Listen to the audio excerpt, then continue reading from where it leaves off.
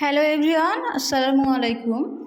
আজকে আমি আপনাদের সঙ্গে শেয়ার করতেলাম ডিমের খুবই ইউনিক আর টেস্টফুল একটি রেসিপি, এগ লাবাবদার।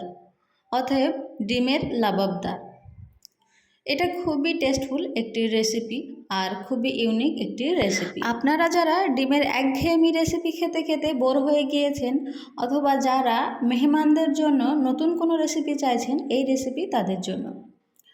তো প্রথমে আমি এখানে একটা প্যান নিয়ে নেব, সেটাতে দিয়ে দেব কুকিং অয়েল। 2 টেবিল চামচ রান্নার তেল নিয়েছি, তার উপরে দিয়ে দিচ্ছি 2টো তেজপাতা আর কিউব করে কেটে রাখা পেঁয়াজ আমি দিয়ে দিলাম হাফ কাপ।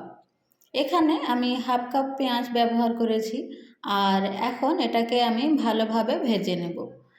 এখন আমি কোনো গোটা মশলা দেব না, এখানে আমি শুধুমাত্র তেজপাতাটাই ব্যবহার করব। সংখ্যা অনুযায়ী আমি এখানে একটা বড় সাইজের পেঁয়াজ নিয়েছি, আর পেঁয়াজটা যখন এইভাবে ছোট ছোট কিউব করে কাটবেন তখন দেখতে অনেকটাই কম লাগে। তো পেঁয়াজটা আমি ভাজতে থাকবো যতক্ষণ পর্যন্ত এটা লাল না হয়ে আসে ততক্ষণ পর্যন্ত। কম বেশি আমাদের সবারই ডিম অপছন্দের কোনো জায়গা নেই, তবু আপনাদের যাদের ডিম অপছন্দ তারা এই রেসিপিটি একবার করে ট্রাই করে দেখবেন, আর অবশ্যই খেয়ে দেখবেন এটি সম্পূর্ণ আলাদা স্বাদ পাবেন, আর অবশ্যই এটা ভালো লাগতে পারে। এখন আদা এবং রসুন বাটা দিয়ে দিচ্ছি 1 টেবিল চামচ। আমার আদা এবং রসুনটা একসঙ্গেই বাটা থাকে, তাই আমি একসঙ্গেই দিয়ে এটা ভালোভাবে নেড়ে নিয়ে এখন আমি এটাতে অ্যাড করব টমেটো। আমি এখানে একটা টমেটো ছোট ছোট কিউব আকারে কেটে নিয়েছিলাম, সেটা আমি এখন অ্যাড করে দিচ্ছি। টমেটোটা দিয়ে দেওয়ার পরে আমি এটা ভালোভাবে নেড়ে নেব। টমেটোটা আপনারা অন্য যে কোনো শেপেও কাটতে পারেন, সেটাতে সমস্যা হবে না। এখন দিয়ে দেব আমি মশলা। আমি লবণ দিচ্ছি স্বাদ মতো, হলুদ গুঁড়ো দেব 1 চা চামচ, আর লাল লঙ্কার গুঁড়ো দেব 1 চা চামচ। এগুলো দিয়ে আমি আরও একবার ভালোভাবে নেড়ে নেব। আর যদি আপনাদের মনে হয় যে এটা একটু কড়াইয়ের গায়ে লেগে লেগে যাচ্ছে, সেক্ষেত্রে আপনারা জল ব্যবহার করবেন। এগুলো আমি একবার ভালোভাবে নেড়ে নিচ্ছি। আর এখন দিয়ে দেব গুঁড়ো মশলা। আমি এখানে ধনিয়ার গুঁড়ো দেব 1 চা চামচ, জিরার গুঁড়ো দেব 1 চা চামচ, সাথে আমি দিয়ে দেব চাট মশলা। এখানে আমি চাট মশলা দেব 1 চা চামচ। আপনারা অবশ্যই এটা অ্যাড করার চেষ্টা করবেন, সেক্ষেত্রে স্বাদটা ভিন্ন আসবে। তো সবগুলো মশলা আমি একসঙ্গে দিয়ে এগুলো একসঙ্গে ভালোভাবে নেড়ে নেব। আর আপনাদের যদি প্রয়োজন মনে হয় তাহলে আপনারা এখানে অল্প পরিমাণ জল ব্যবহার করতে পারেন। এখন আমি দিয়ে দেব কাশ্মীরি লাল লঙ্কার গুঁড়ো 1 টেবিল চামচ। এটা কালার হওয়ার জন্য। আপনাদের কাছে এটা পুরোপুরি অপশনাল, এটা আপনারা স্কিপ করতে পারেন, সেটাতে সমস্যা হবে না।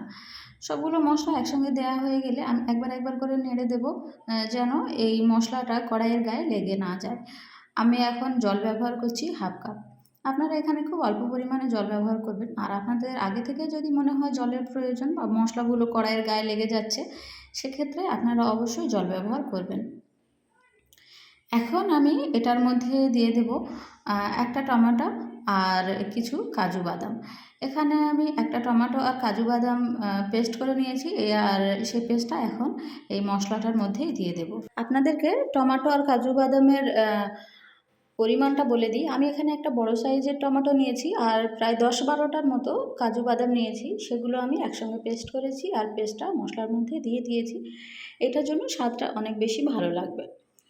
পেস্টটা মশলার মধ্যে দিয়ে দেওয়ার পরে আমি ভালোভাবে নেড়ে নেব। আর এটা আপনারা মিডিয়াম ফ্লেমেই করবেন। ভালোভাবে নাড়াচাড়া করে নিয়ে আমি 2 থেকে 3 মিনিট এটাকে ফুটতে দেব, যেন তেলটা মশলার গা থেকে ছেড়ে আসে। আমি সে পর্যন্ত অপেক্ষা করব। তেল আপনারা দেখাই পাচ্ছেন, তেলটা কি সুন্দরভাবে মশলার উপরে উঠে এসছে। আর এখন 2-3 মিনিট পরে আমি আবারও মশলাটা ভালোভাবে নেড়ে দিচ্ছি। আমি এইভাবে বারবার করে মশলাটা ভালোভাবে নাড়াচাড়া করে কষিয়ে নেব, যেন কোনো মশলার গন্ধ না থাকে বা আদা রসুনের কোনো গন্ধ না থাকে।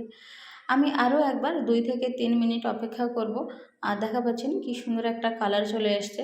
আর 2-3 মিনিট পরে আমি আরও একবার নেড়ে দিচ্ছি ভালোভাবে। আর এখন আমার মশলাটা প্রায় অনেকটাই কষানো হয়ে গিয়েছে। এখন আমি ব্যবহার করব জল। আমি এখানে 1 কাপ পরিমাণ জল ব্যবহার করব। আমি এখানে অল্প অল্প করে ব্যবহার করছি। আর আপনাদের যদি বেশি মনে হয় যে আপনাদের ঝোলটা একটু বেশি প্রয়োজন, সেক্ষেত্রে আপনারা একটু বেশি জল ব্যবহার করবেন। আর এটা অবশ্যই কষানো হবে, এটা বেশি ঝোল রাখলে ভালো লাগবে না, একটু এটা মাখো মাখো হবে, তবেই এটা খেতে ভালো লাগবে। সেক্ষেত্রে আমি 1 কাপ পরিমাণ জল ব্যবহার করেছি। এখন আমি এটার মধ্যে দিয়ে দিচ্ছি কাসুরি মেথি।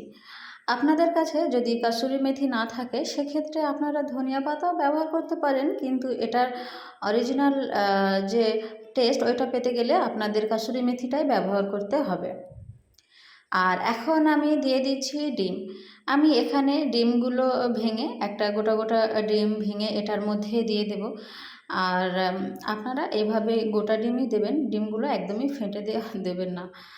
এখানে আমি 4টে ডিম ব্যবহার করেছি। আর দেখা পাচ্ছেন কি সুন্দর একটা দেখতে লাগছে। আর কাসুরি মেথি দেওয়ার ফলে আলাদা একটা ঘ্রাণ আসবে। এখন আমি এর উপর থেকে দিয়ে দিচ্ছি কাঁচা লঙ্কা। আমি এখানে 3টে কাঁচা লঙ্কা চিড়ে নিয়েছি মাছ থেকে, নিয়ে ডিমগুলোর উপরেই আমি দিয়ে দিলাম, দিয়ে সুন্দর দেখতে লাগার জন্য।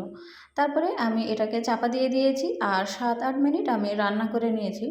আর 7-8 মিনিট পরে আমি ঢাকাটা খুলে দেখলাম আমার রান্না রেডি হয়ে গিয়েছে। দেখা পাচ্ছেন কি সুন্দর একটা লুক এসছে, দেখতে যেমন সুন্দর এটার টেস্টটাও ঠিক তেমনই সুন্দর, খেতে খুবই টেস্টফুল একটা রেসিপি। তো এই ছিল আমার আজকের রেসিপি, ডিমের লাবাবদার। কেমন লাগলো রেসিপিটি আপনারা অবশ্যই কমেন্ট করে দেখবেন। আর যারা এই রেসিপিটি মোটেও ট্রাই করেননি, তারা একবার ট্রাই করে দেখবেন। তো আজকে এই পর্যন্ত।